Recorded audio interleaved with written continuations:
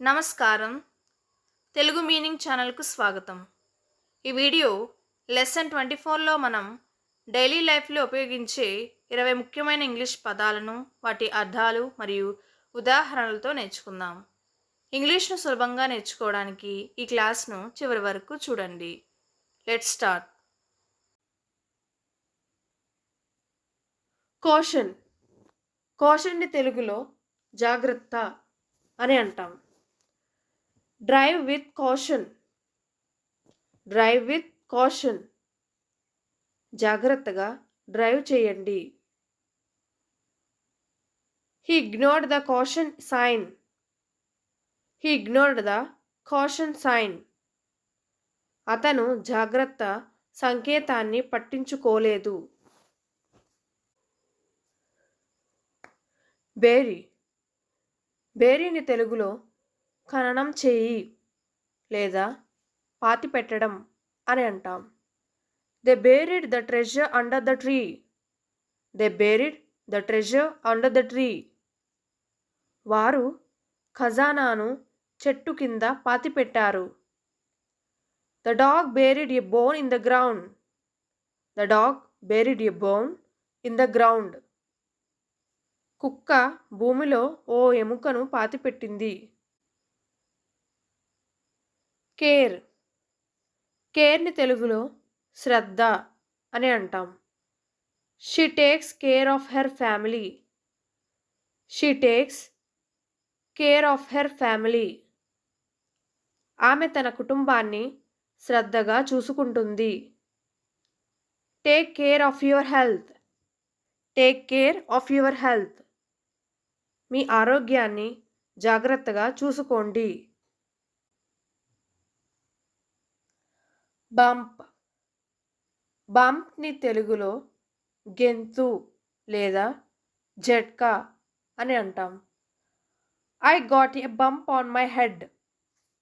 I got a bump on my head. నా తలకు గెంతు వచ్చింది. The car hit a bump in the road.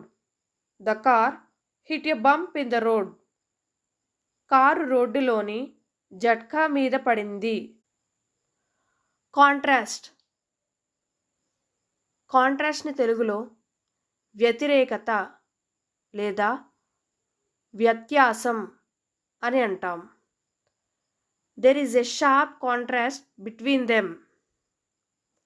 There is a sharp contrast between them. వాళ్ళ మధ్య తీవ్రమైన వ్యత్యాసం ఉంది. The contrast between rich and poor is clear. The contrast between rich and poor is clear. ధనికులు మరియు పేదల మధ్య వ్యతిరేకత స్పష్టంగా ఉంది. బయాస్. బయాస్ని తెలుగులో పక్షపాతం అని అంటాం. The judge must be free from bias.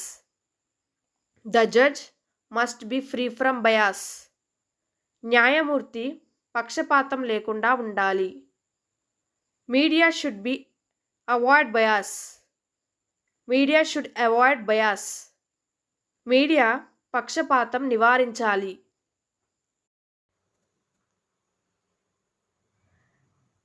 Bear.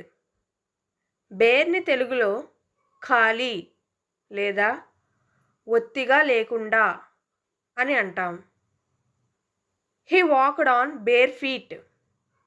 He walked on bare feet.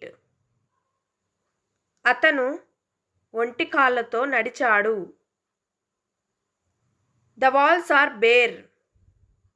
The walls are bare. గోడలు ఖాళీగా ఉన్నాయి.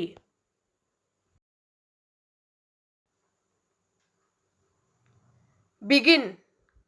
బిగిన్ని తెలుగులో ప్రారంభించు అని అంటాం. She begins her day with yoga. She begins her day with yoga. ఆమె తన రోజును యోగాతో ప్రారంభిస్తుంది. Let's begin the class. Let's begin the class. Class ప్రారంభిద్దాం. అథెంటిక్. అథెంటిక్ని తెలుగులో నిజమైన అని అంటాం. She gave an authentic answer. She gave an authentic answer. ఆమె నిజమైన సమాధానం ఇచ్చింది. This is an authentic south Indian dish. This is an authentic south Indian dish. ఇది అసలైన దక్షిణ భారత వంటకం. ఆటోనోమీ. ఆటోనోమీని తెలుగులో స్వాతంత్రత అని అంటాం. The country gain autonomy. The country gain autonomy. ఆ దేశం స్వాతంత్రతను సాధించింది. He wants autonomy in his work. He wants autonomy in his work. అతను తన పనిలో స్వతంత్రత కోరుకుంటున్నాడు.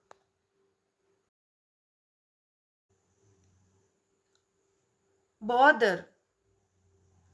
బాదర్ని తెలుగులో కోపపెట్టడం లేదా ఇబ్బంది పెట్టడం అని అంటాం. Don't bother me now.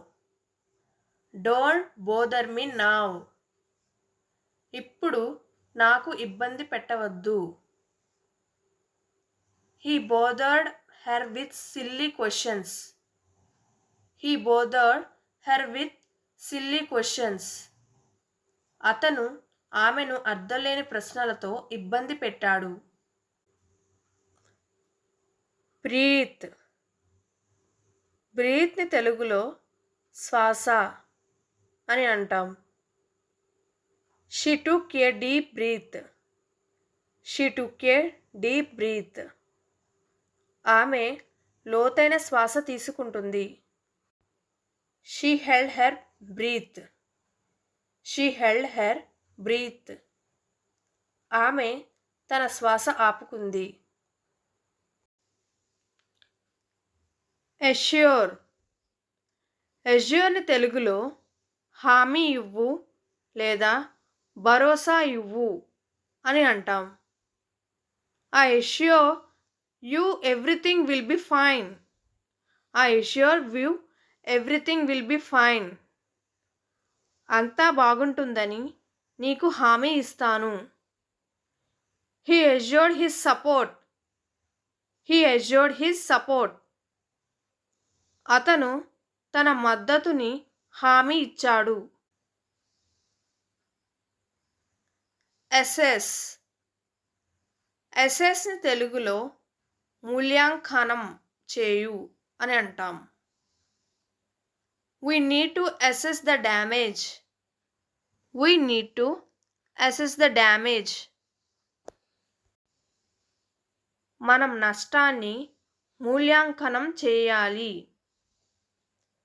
The teacher assessed the students' work. The teacher assessed the students' work. Teacher విద్యార్థుల పనిని మూల్యాంకనం చేశారు. లై. లైని తెలుగులో అబద్ధం అని అంటాం. హీ టోల్డ్ ఏ లై. హీ టోల్డ్ ఏ లై. అతను అబద్ధం చెప్పాడు. Don't lie to your parents. Don't lie to your parents.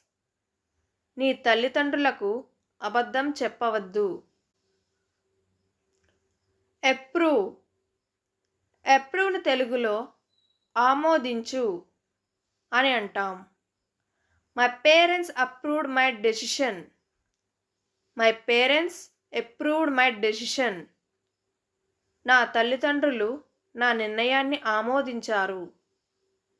Did your boss approve the plan. Did your boss approve the plan.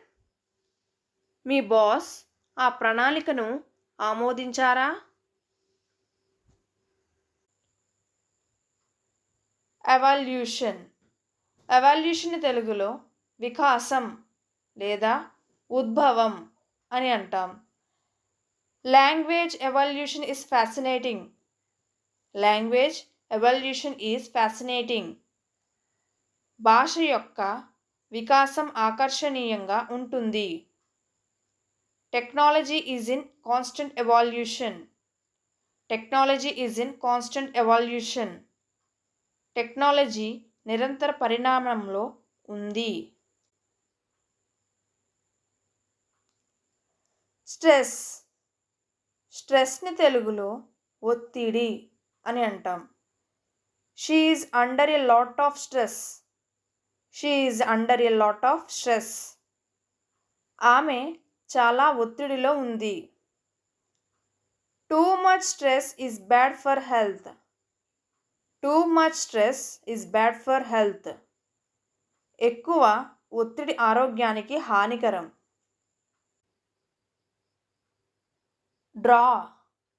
డ్రాని తెలుగులో గీయడం లేదా ఆకర్షించడం అని అంటాం. She can draw beautiful pictures. She can draw beautiful pictures. ఆమె అందమైన చిత్రాలను గీయగలదు.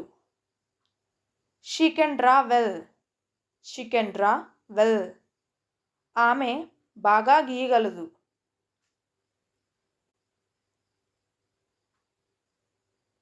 Tolerate. టాలరేట్ని తెలుగులో ఒప్పుకోవడం లేదా భరించడం అని అంటాం. I can't tolerate the noise. I can't tolerate the noise. నాకు శబ్దం భరించలేను. She tolerates cold weather well. She tolerates cold weather well. ఆమె చల్లని వాతావరణాన్ని బాగా భరించగలదు. ఈ 20 పదాలు మీకు నచ్చాయని ఆశిస్తున్నాను. వీటిని ఈరోజే ప్రాక్టీస్ చేయండి. మరిన్ని ఇంగ్లీష్ లెసన్స్ కోసం ఇప్పుడే తెలుగు మీనింగ్ ఛానల్కు సబ్స్క్రైబ్ అవ్వండి. Thank you.